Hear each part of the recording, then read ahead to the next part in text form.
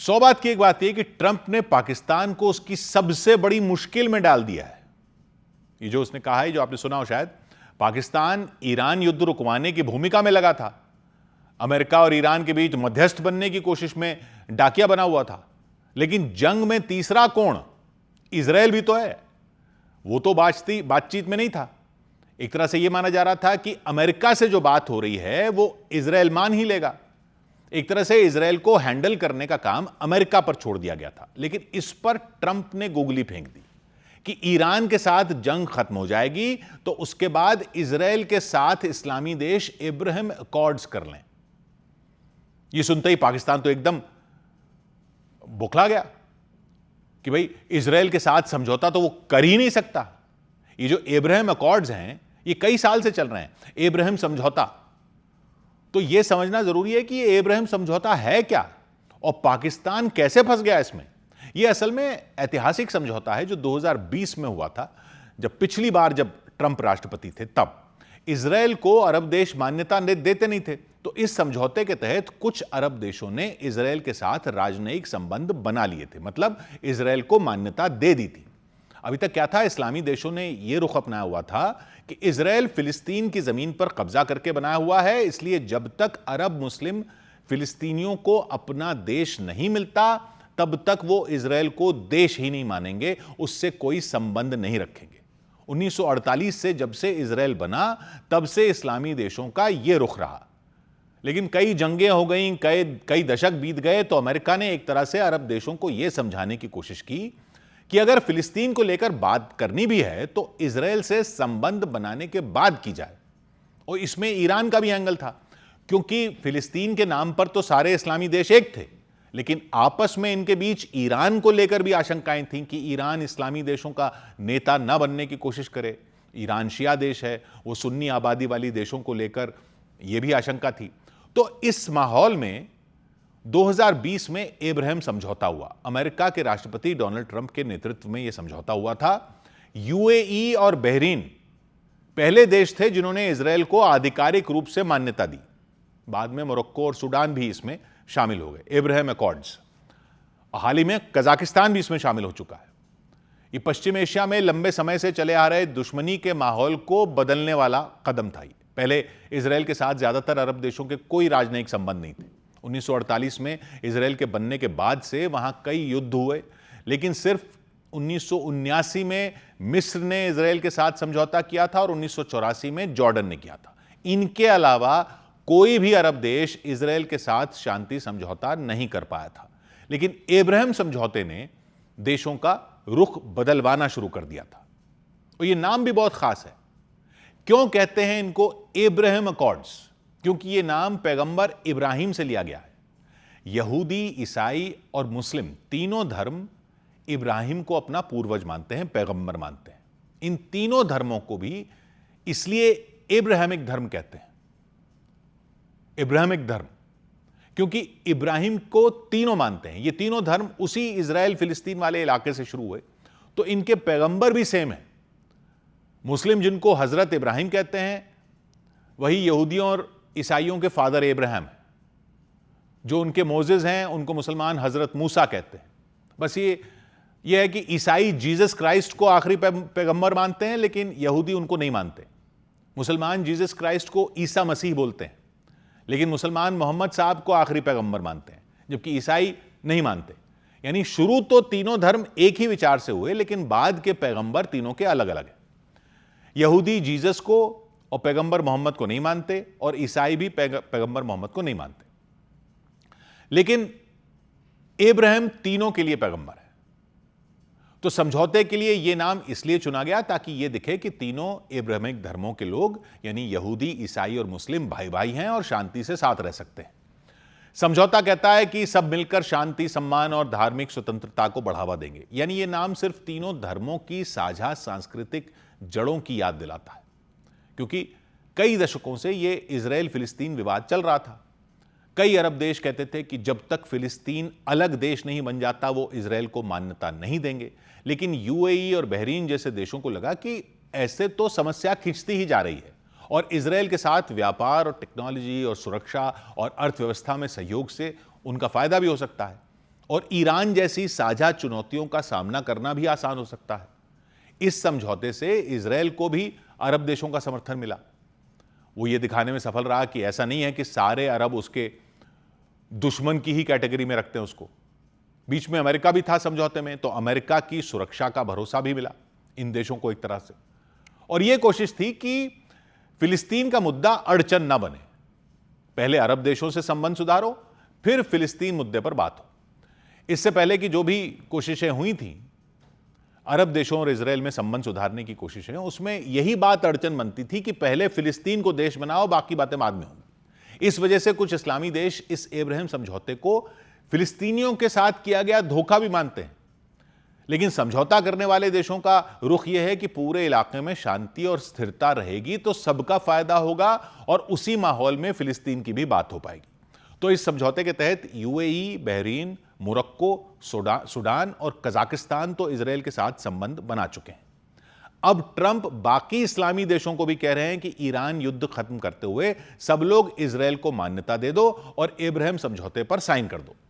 Saudi अरब, Qatar, Pakistan और तुर्की जैसे देशों का तो नाम लिया ट्रंप ने, लेकिन पाकिस्तान तो बौखला गया ट्रंप की बात सुनकर। आसिम मुनीर और शहबाज शरीफ वैसे तो अमेरिका की मेहरबानी जुटाने के लिए कुछ भी करने के लिए तैयार दिख रहे थे। ट्रंप को ऐसे दिखा रहे थे कि जो कहोगे कर देंगे। लेकिन ट्रंप ने उनसे वो मांग लिया कि उनको इधर कुआं उधर खाई दिख रही है।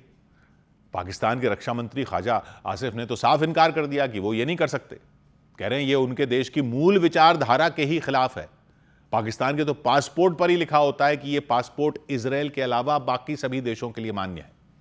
इजरायल और पाकिस्तान का बहुत ही कड़वा इतिहास रहा है और पाकिस्तान उसको कड़वा रखना भी चाहता है, क्योंकि उसके पास उस रिश्ते को कड़वा रखने के अलावा कोई ऑप्शन नहीं है। यह समझना जरूरी है। पूरी दुनिया में दो देश अपने आप नहीं बने, अपने आप इतिहास के बदलावों के साथ वजूद में नहीं आए। पूरी दुनिया में दो ही देश ऐसे हैं जो अलग से जमीन अलॉट करके एक धर्म के नाम पर बनाए गए। अंग्रेज अपने राज को दूसरी वर्ल्ड वॉर के बाद समेटने में जाते जाते धर्म के नाम पर ये दो देश बनाकर गए, दोनों अंग्रेज बनाकर गए। अरब में यहूदियों को अलग देश देने के नाम पर नक्शे पर इजरायल बनाया और भारत में मुसलमानों को अलग देश देने के नाम पर पाकिस्तान बनाकर गए। तो धर्म के नाम पर पूरी दुनिया में सिर्फ ये दो देश बने थे। पाकिस्तान 14 अगस्त 1947 को ब्रिटिश भारत से अलग होकर मुसलमानों के लिए बना। इजरायल 14 मई 1948 को ब्रिटिश नियंत्रित फिलिस्तीन से अलग होकर यहूदियों के लिए बना। दोनों के जन्म का आधार धर्म था। पाकिस्तान ने अपनी पहचान इस्लामी राष्ट्र की बनाई, इजरायल ने अपनी पहचान यहूदी राष्ट्र की बनाई।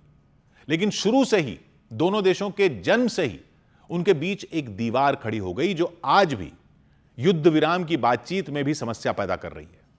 यह कहानी शुरू हुई थी 1947 में। उस समय संयुक्त राष्ट्र में यानी यूएन में फिलिस्तीन को दो हिस्सों में बांटने की योजना पर चर्चा हो रही थी।